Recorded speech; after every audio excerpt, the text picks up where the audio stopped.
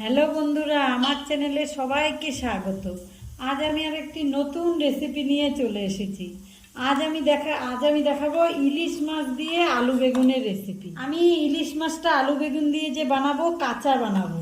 তার জন্য ইলিশ মাছ নিয়েছি বেগুন আর একটা আলু নিয়েছি আর চেরা কাঁচা লঙ্কা নিয়েছি। আর আমি কটা মশলা নিয়েছি, জিরে গুঁড়ো, হলুদ গুঁড়ো, লঙ্কা গুঁড়ো, একটা টমেটো বাটা নিয়েছি, লবণ আর অল্প সর্ষে বেটে নিয়েছি। আমি গ্যাসের উপর কড়াইটা বসিয়ে দিয়েছিলাম। এখন আমার কড়াইটা গরম হয়ে গেছে, আমি একটু বেগুনটাকে ভেজে নিব। তার জন্য যে সর্ষের তেল দিয়ে নিলাম, বেগুনটাকে আমি ভেজে নিব।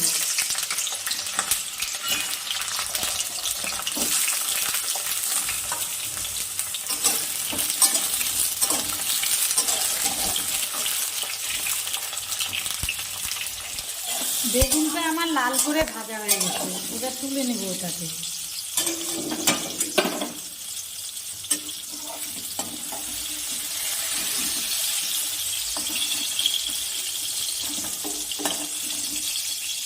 কড়াইতে তেল আছে, আমি আরেকটু সর্ষের তেল দিয়ে দিলাম। তেলের মধ্যে অল্প কালো জিরে ফোড়ন করে নিচ্ছি আর তেজপাতা দিয়ে দিলাম। একটা আলু লম্বা করে কেটে রেখেছিলাম, আলুটাকে আমি হালকা ভেজে নিব। আলুটাকে হালকা ভেজে নিয়েছি। এবার এখানে আমি এক এক করে মশলাগুলো দিয়ে দিলাম।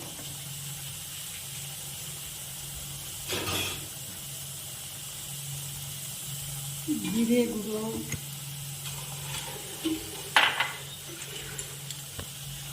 হলুদ গুঁড়ো, লঙ্কা গুঁড়ো, লবণ,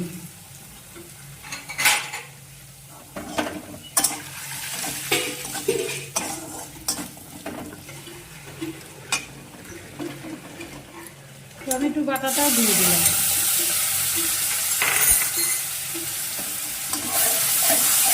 মশলাটাকে আমি ভালো করে কষিয়ে নিব। মশলাটা আমার কষানো হয়ে গেছে। এবার এখানে আমি জল দিয়ে দেব।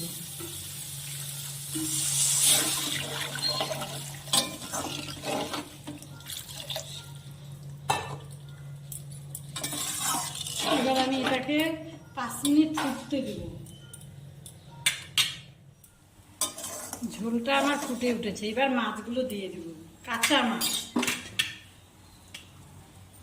ইলিশ মাছগুলো দিয়ে দিচ্ছি।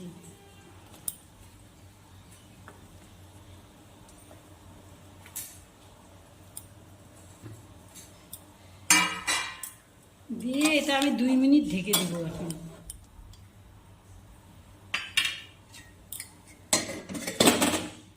2 মিনিট পরে ঢাকনাটাকে তুলে নিচ্ছি।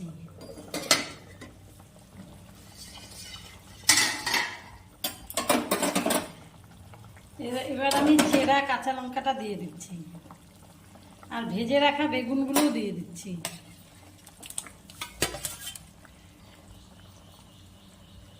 এবার এটাকে আমি আর 2 মিনিট ফুটিয়ে নিয়ে তবে সর্ষে বাটাটা দিয়ে নামিয়ে দেব। ঢেকে দিলাম। আমি 2 মিনিট পরে ঢাকনাটাকে তুলে নিচ্ছি।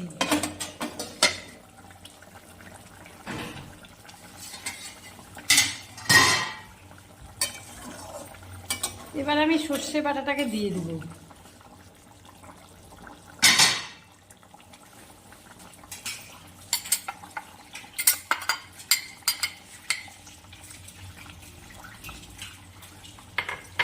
দিয়ে আর 1 মিনিট ফুটিয়ে নিব, নিয়ে নামিয়ে দেব।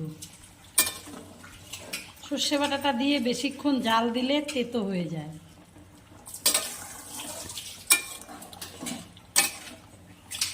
সর্ষে বাটা দিয়ে 1 মিনিট ফুটিয়ে নিয়েছি। আমার ইলিশ মাছ বেগুন দিয়ে ইলিশ মাছের রেসিপিটা হয়ে গেছে।